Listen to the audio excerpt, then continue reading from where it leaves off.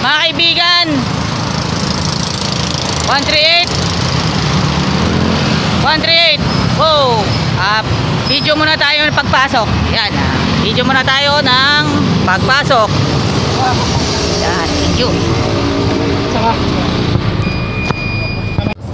Shout out sa Jackliner Bus 138 mga kaibigan. Yahoo!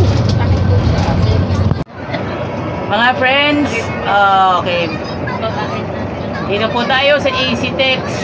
May ginagawa pa yung nalampasan. Then, eto, nandito na tayo sa portion ng Makiling. Yan. Sa portion ng Makiling mga kaibigan.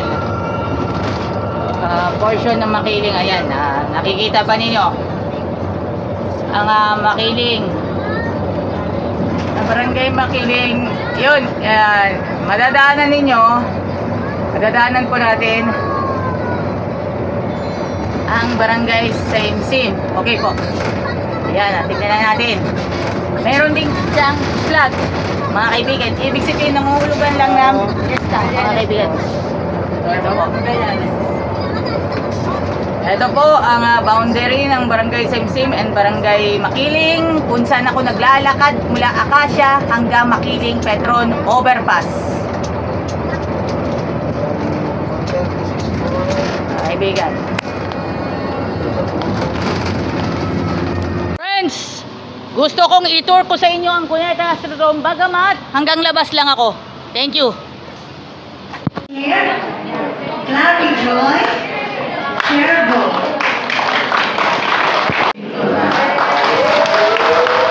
At siyempre, pinasasalamatan natin ang ating mga private partners na nandito.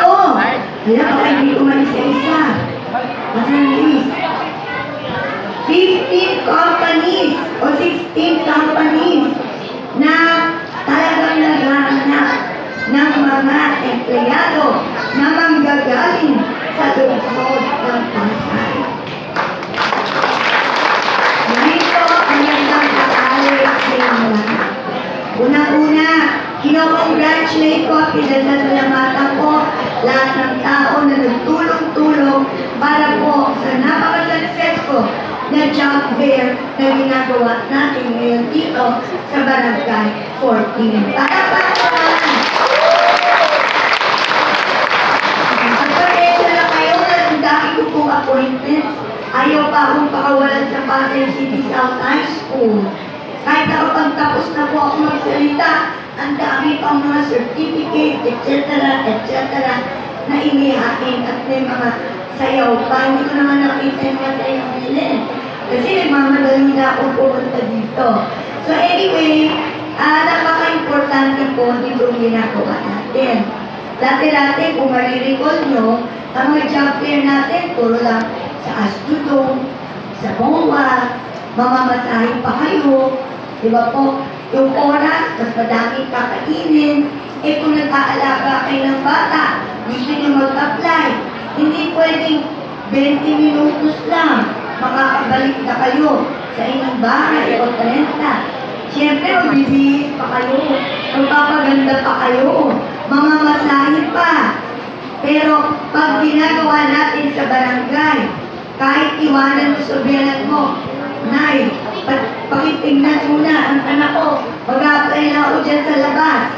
Mas madali. Kaya, ang nagiging outcome po, nakakatuwa, dahil marami talaga ang nakukuha sa trabaho pag sa barangay tayo rin ay bumababa. Kaya, nakiusap ko po sa ating mga private partners, nakikiusap ako sa inyo, kung ang nag-apply na taga-Pasay ay naging pasang-awa, iniisip nyo ba kung tatanggapin? Pakitanggap na ninyo. At doon nyo na lang tulungan. Doon nyo na lang hasain mismo pag sila ay nagtatrabaho. Pwede ba yun? Pwede. Ayan pwede. Siyempre, alam niyo po, talagang nakikipag-usap at nakikiusap ako sa mga heads ng iba't ibang kumpanya. Bakit? Kasi, sabi ko, gusto ko po ang kukunin nilang empleyado, unahin nila tagapasa. Dahil una, siyempre dito sila nagninegosyo, kailangan makinabang din ang aking minamahal na tagapasa. Pangalawa, meron pa tayong ordinansa na dapat 60% of their employees must be Pasay residents. Kaya noon po, nung congresswoman pa ako, pag umiikot ako sa mga establishments, nagtatanong talaga ako, Iha, tagasat ka, tagalas Piñas. Ikaw, sir, saan ka naninirahan? Taga Cavite. Nalulungkot po ako. Kaya, nung nagkaroon ako ng pagkakataon na ako na ang kanilang patuwang, siyempre, nagbibigay tayo ng mga permits na kailangan nila.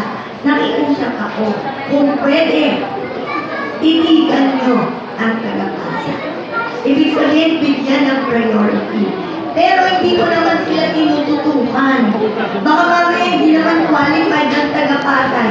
Pipilitin na maging empleyado. Hindi po. Ang ginagawa natin, nagbibigay tayo ng libreng mga training programs. Yung tuturuan kayo sa mga kailangan nilang skills o kakayahan ng mamamayan na kailangan magkaroon kayo. Itinuturo natin para pag-apply nyo ay pumasa kayo at makuha kayo empleyado. Ayos po ba yun?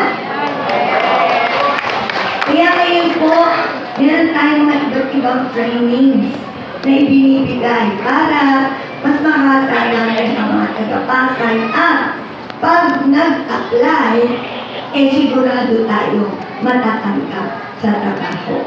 Hindi lang po sa pagbibigay ng trabaho o pagsasanay ang ginagawa natin.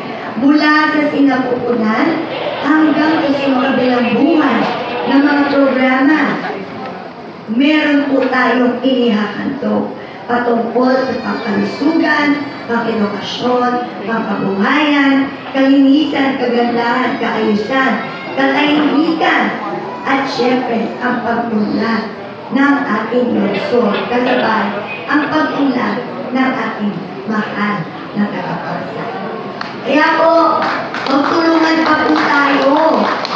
Alam niyo po, nung ako'y naging mayor, ang sumalubong sa akin pandemic.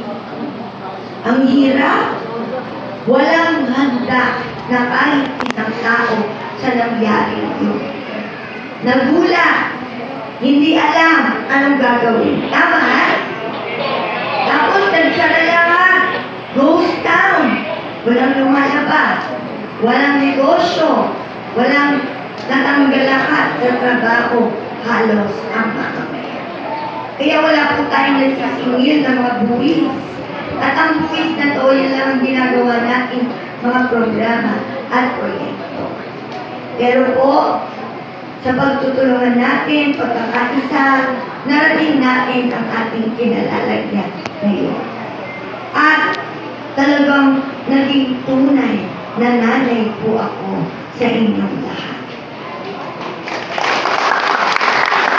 Pinagkalasakitan po natin ang kabanang bayan, yung yung konting yun, alam niyo ng mga nanay, magagaling mag-budget, kung ano yung konting nakukuha ng mga buwis, hindi ko po pinayagang matigil kahit isang programa. Bagkos, mas gumanda pa nga po. Biruin nyo, yung mga birthday gift ng senior citizens, 1,000 na dati. Wala na tayo nasisingil. Nagawa pa natin 1,500 pesos. Pati po yung inyong pensyon, kahit konti, itinaas natin. Naging 1,200 pesos. Tapos po, yung ating Take Care, I Care, ang laking tulong. Tinumpisahan niya lahat ni Kongkoni, 25,000. Sabi ko, kuya, lahat ng magandang ginawa mo, kaya-kaya nating pagandahin pa.